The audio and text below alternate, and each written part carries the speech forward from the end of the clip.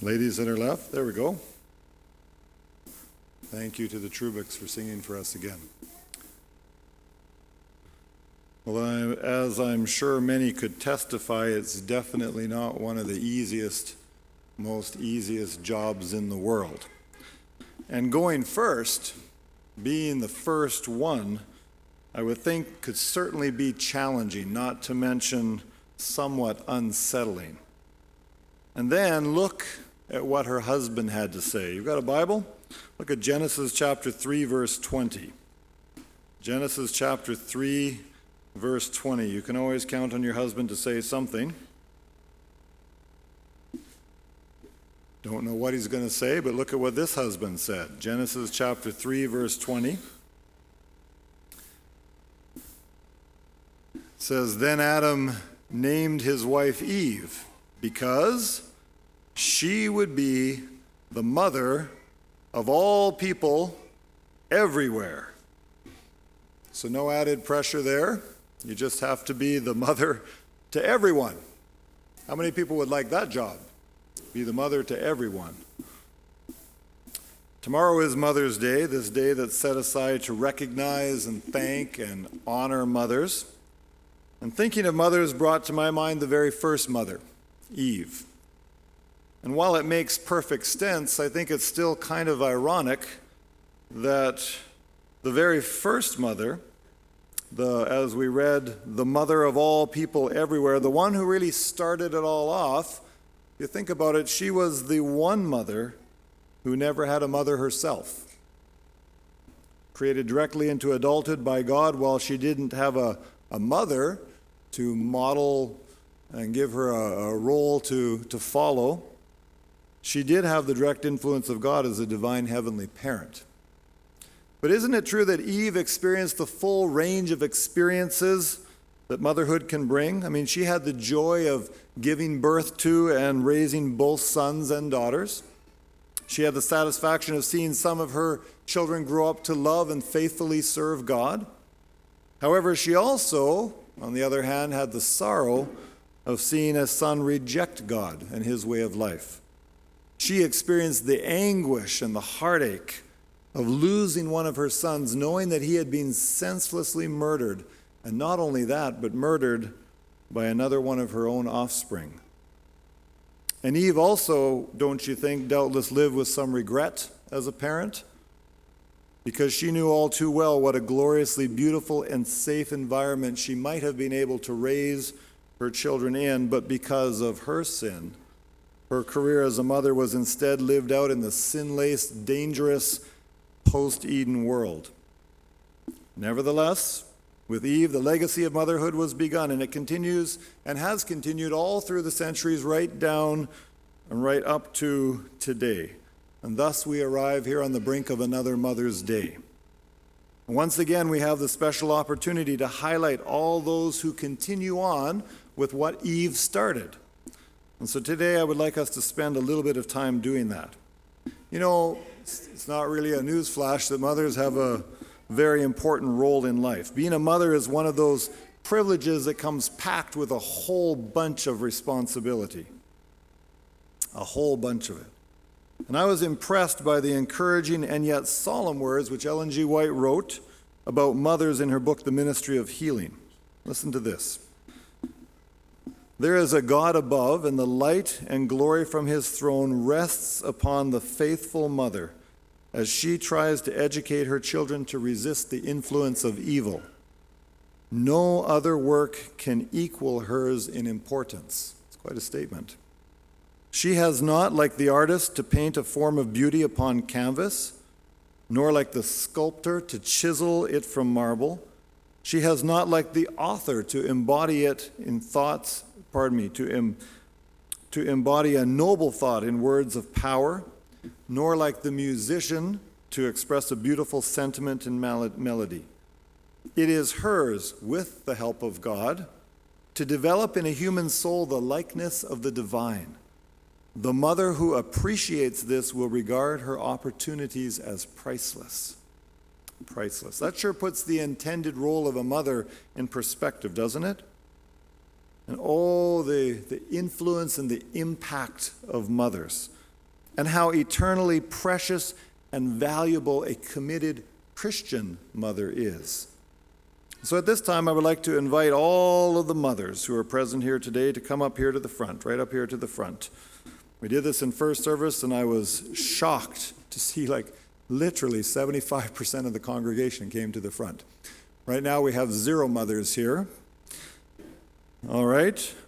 If you don't want to be here when the sun sets, start moving, ladies. If you've ever been a mother, then you qualify. All right, if you happen to be expecting for the first time and you haven't told anyone yet, hey, this can be a great opportunity to make an announcement without saying a word. And just as a practical note, this might require some of you sitting close by mothers with little kids to step in with some impromptu child care. One thing I've learned today is that a significant portion of our church membership at Willowdale, at least those who come to church, are mothers. All right, mothers, you don't have to look at me. You can look at them. They can look at you. I'm not going to keep you up here too long, but I want you to take this opportunity to, take a bow or make a curtsy or wave or something. I'd like us to give you a round of applause. All right?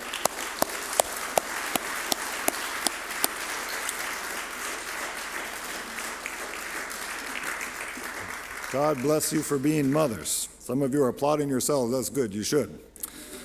Stay here for a moment. In the book, God Things Come in Small Packages for Moms, Susan Duke notes that God's gifts to mothers are often delivered in small packages. Gifts of first hugs, fulfilled dreams, healed hurts, life's lessons, and simple everyday pleasures. Well, today we'd like to give each of you mothers, hopefully, another small gift of appreciation. You may have noticed some things up here on the table. It's not for any of the men here today. As I thought about the variety and the diversity of mothers, look at the diversity of mothers we have. A frightening number of them when I think of what's on the table. But I got thinking perhaps different mothers would prefer different small gifts. I don't know, I'm a man, so I really don't have a clue about most things, but maybe. And so for something different just for today, I'm not going to do this probably next year. We're not going to do it Father's Day, probably. This might be a one-time thing. So if you think it's a bad idea, it'll be done soon. If you think it's a good idea, enjoy it for today. Might just be for today. But just for today, we want to give you a gift. So we put some variety of things here. There's some living flowers, some pansies and some petunias. Yeah, you can turn around and look at them, which won't die as soon as the roses will. But I learned last year as a pastor that some of you, if you don't get your rose today, you're not very happy. So there's some roses. There's some chocolate. One lady this morning was walking down muttering that she had to take chocolate. You'll never hear me doing that. There's some lip stuff, there's some garden gloves, there's some calculators, there's some scented candles, there's some bookmarks, there's some more candy. So, if you say, how come there's no turnips there? I'm sorry, I didn't buy any turnips. All right? Here's the idea. Each of you, please take one item, not one of every item. All right? Because look at how many there are. As it is, I might have to write down a list of those. Now, I don't know if that's allowed. In fact, I've got some specific instructions here. So here are the rules, ladies. All right? There's not enough to take for all the people in your building or all the people in the country in which you were born or all of the people you might meet on the way home, all right? Here's the rules, ladies. There will be no pushing, no shoving, no tripping, no tackling, no scratching, no name calling. And I would remind you that mothers are like fine collectibles. As the years go by, they increase in value. I read that somewhere. And that might mean that some of the mothers might need a little assistance with the stairs instead of elbowing them on the way by, all right? Go, get a gift. Get a gift and you can go be seated. If there aren't enough gifts, we'll have to figure that out somehow. And I'm not going to bother talking till you're done because everyone's going to want to see what you got.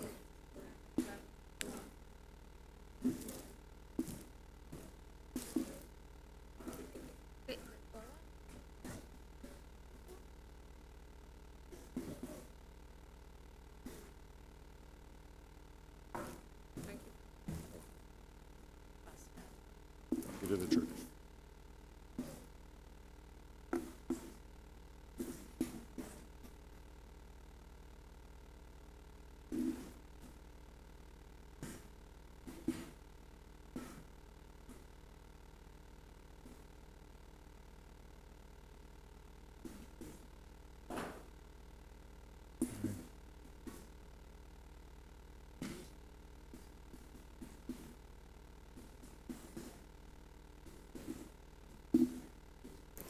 can see that mothers are the backbone of this congregation, aren't they? Such a significant portion. It's good. It's good as long as we don't run out of gifts.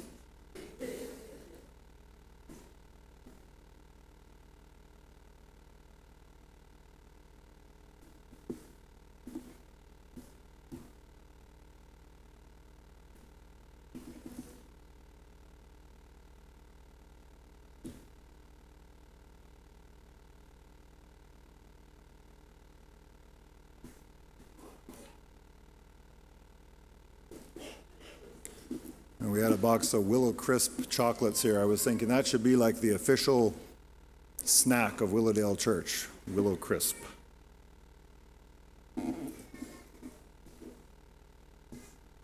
So first service, the roses were gone before everything else. This service, there's some left at the end. That's nice.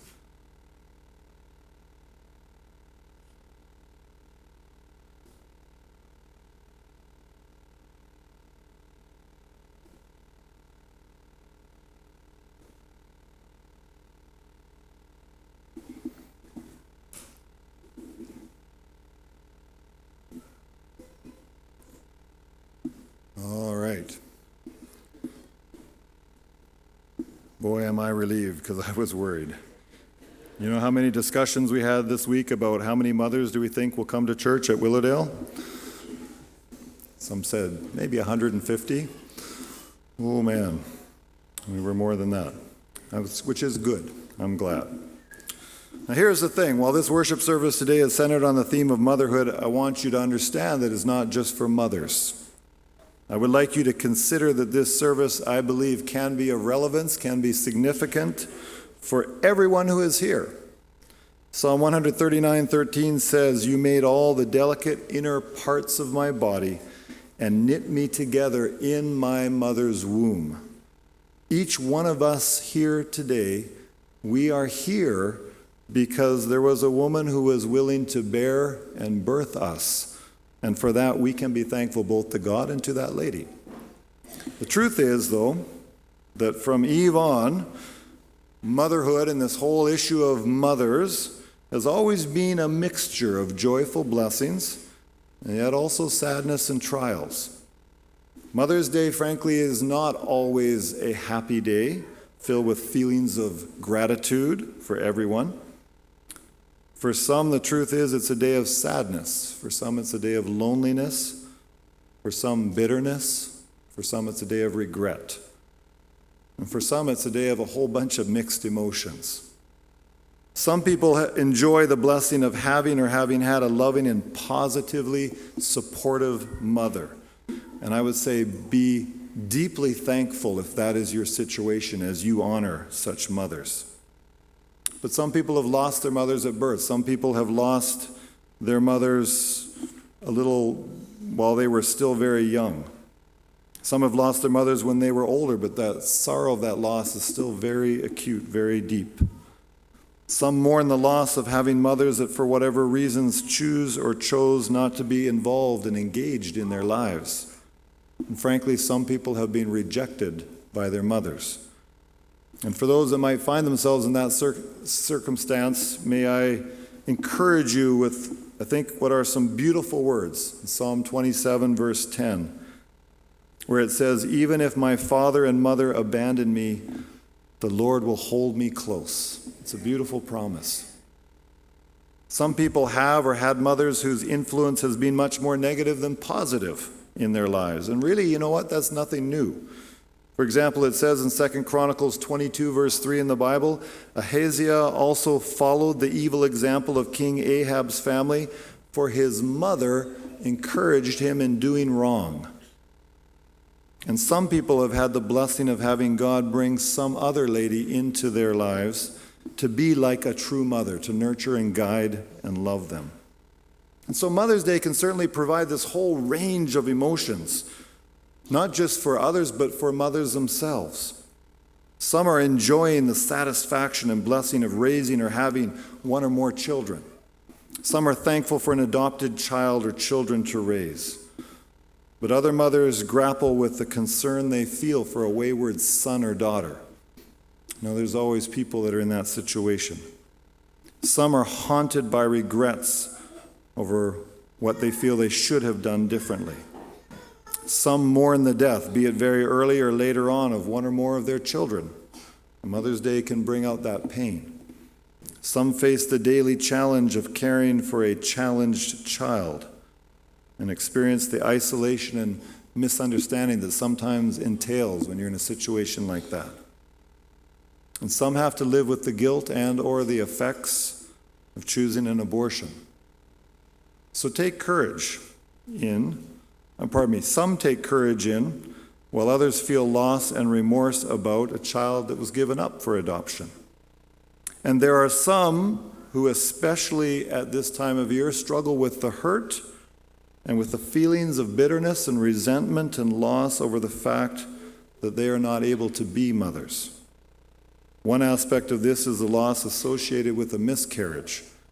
In the foreword to the book, The Loneliest Grief, Eileen Beldam points out that the loss of a pregnancy is the loss of dreams and hopes and possibilities, and the loss of a child that has been very real and yet hidden.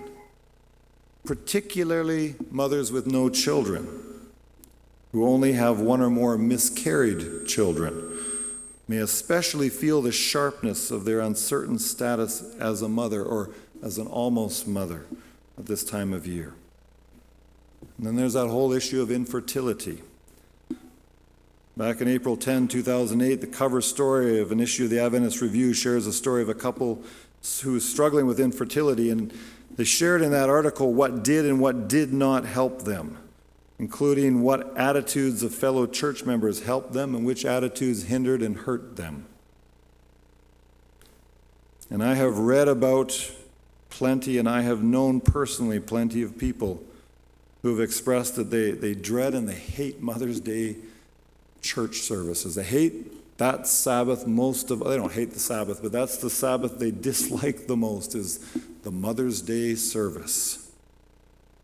When the mothers are singled out and they're given little gifts, for some it just drives home all the more forcefully their unfulfilled dreams and desires. It can involve coveting the children that other people have. There can be feelings of resentment or bitterness or anger or inferiority, feelings of isolation, confusion, despair. When infertility procedures and adoption are so costly and emotionally challenging, when adoption waiting lists are so long and the whole adoption process, believe me, is nothing but bizarre, it can be hard to swallow the fact that over 100,000 babies every year are aborted here in Canada. I think that Jeanette Oak expresses well the feelings of many would-be mothers with these words from her book, Celebrating the Inner Beauty of Woman. Does she read my eyes? Is my smile forced a bit? Can she see that little ache within my heart as I say the proper words to share her moment of celebration of new motherhood? I would not rob her joy or wish her less than what she holds dear, but my arms ache to hold a baby of my own. To those of you who may long to be able to celebrate Mother's Day tomorrow, I can't tell you that God promises to bless you with a child, but I can promise you that God cares about you and He cares about your longings, He cares about your feelings. And maybe one day you will be able to express the words of Psalm 113, verse 9, which says, He gives the barren woman a home so that she becomes a happy mother. Praise the Lord. You know, I have to tell you, the last Sabbath we spent in Saskatchewan before we came here. So the Sabbath before Christmas Day of 2010. That would be December 18, 2010. We lived in Regina. I guess we lived in Regina. Our house had sold. We had no house here. We were homeless for a little while. But we were in Regina. But we didn't spend our last Sabbath in Regina. We spent our last Sabbath in Saskatoon, where we had lived before that. And the reason we went to Saskatoon that particular Sabbath was that I had the privilege and the responsibility to conduct a baby dedication service for a little girl named Braylon, beautiful little baby girl, who's now just a little over 2 years old. And you know, Braylon's parents were our church members, and when they knew about some of our experiences, we kind of formed a bit of a bond with some shared experiences. And Braylon's mother got to the point where she just dreaded the next baby shower, having to go there and smile and be happy that someone yet again had a baby. Especially when people said, "Oh, another baby, I didn't plan on this baby, I don't want another baby." She longed for a baby of her own. Went through that whole infertility thing, went through all of the process. And that Christian couple was told, "There's no hope. You're not going to have a baby. You just can't, it's not going to happen. It's not going to happen for you. You're infertile." Started the adoption process that wasn't going so well. But they had a baby. They had a baby that I got to dedicate, beautiful little girl. It was a miracle. It was a miracle. Those miracles don't always happen, but they happen sometimes. And those things give us hope that God cares, don't they? I'm so thankful I was in Saskatoon that last Sabbath. I had a reason to be there. Mother's Day. What a mix of memories and emotions it can bring, which are really unique for each one of us. You know, Sandra and I have both enjoyed the privilege of having loving and supportive mothers who remain alive today. Mothers that we can call up tomorrow on the phone. They live long or far away, and we can express our thankfulness to them tomorrow. We're thankful for that. We have, however, experienced the loss of a miscarriage. We have gone through the struggle and expense and emotional smacking around of infertility. We've gone through failed adoption attempts that I could expound to you for lengths and hours on. But we are so thankful that we have been blessed with 2 adoptive children who give Sandra official mother status. You know, ever since I first became a pastor back in 1989 on Mother's Day Sabbaths, Sandra was almost always given whatever gift was given to the mothers. You know, they would come and give one to her, and we'd say, "Well, no, it's for the mothers." "Oh, no." They would, and the people were kind, and I'm thankful they were kind. They were kind in doing so. And they would always say something like, "Well, you're the mother of the church." You know, when my wife was like 23 and 24, being the mother of the church was kind of weird, frankly. But the truth is that went on year after year. Over time, we grew to the point where we just wanted Sandra to be able to get the gift, you know, as an ordinary, regular mother, without some unique explanation as to why that needed to happen, you know, something like that. We just wanted her to be a mother. And finally, in 2003, it happened. We're so thankful for that. Point is this: it doesn't always work out that way. Point is, none of us knows the future, right? Even if things are going well or not going well, none of us knows whether our connections with mothers or motherhood will turn out to be happy and positive or negative and sad. But right now, if you choose to stop and think about it, you all have your own set of feelings and thoughts, maybe about your own mother or about some other lady who is a mother, or maybe about being a mother yourself or the potential of being a mother. And so at this point, you could sit and listen to me talk some more, but instead I would like to make the last part of this worship service a little more active and interactive. It's good to do something different once in a while. And inevitably, someone thinks it's like a really bad idea. It's okay, we're not doing it all the time, just for today, so just endure it. And go get lunch or whatever. But I want you to think about, what would you personally like to express to God in regard to Mother's Day? Are you thankful? Are you satisfied? Are you appreciative? Maybe you're relieved. Are you disappointed? Are you mourning right now? Are you anxious? Are you confused? Maybe you're feeling resentful, fearful, discouraged. Maybe you're feeling a combination of a bunch of those emotions or other feelings. And I know people are different and everybody's comfortable expressing themselves in different ways. But just for today, for something different, we wanted to provide you an opportunity to think, and as an act of worship, do something a little bit more active and creative than just listening. About 85-90% of the people at first service chose to sit and do nothing, which is okay. So we have some stuff. Did you notice these papers on the wall? Took us forever to put up, and I had nightmares that I'd come this morning, they'd all be on the ground, but they're not. That's a happy thing for me. So we got some markers and stuff. You can write a message, draw a picture that symbolizes some memory you have of your mother or something, or, be creative. If you have little kids, we'd like really the markers to stay on the paper. Don't try to draw right up to the edge, seriously. We don't want to draw on the walls.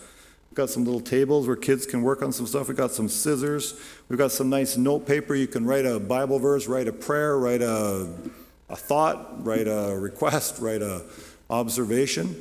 Those kind of things I'd like to tape to these things at the front, and there's one up there in the balcony. Now, how do these things at the front look? They look pretty plain to me, don't they? That was the overwhelming response from first service. On that side, you have my note up high. If you're tall enough, you can read it. You might want to write something very personal and private to God. There's envelopes. You can put it in an envelope and tape it on there. I'm not going to look at those. When we take this down, we'll shred those, and they'll just be between you and God. If you want to draw a picture or something and tape it up here, these would look a lot better, covered up a little bit more. And so I just want to encourage you to take a few minutes as an act of worship to the Lord to express in some way to God something in regard to motherhood. And I encourage you to make what you do meaningful between you and the Lord. And who knows, a little added benefit, moving around, you might end up next to a person who always sits on the other side of the church or in the balcony that you never, ever see at church. You might actually end up beside that person. Meet somebody new at church today. All right, so we just want to give you a chance to think, reflect, express, create, draw a picture, cut something out. I think I'm going to stand up here with tape, which might encourage you to come forward with things to tape on this whiteboard behind me. All right? Let's take a few minutes and do that, and then we'll sing our closing hymn.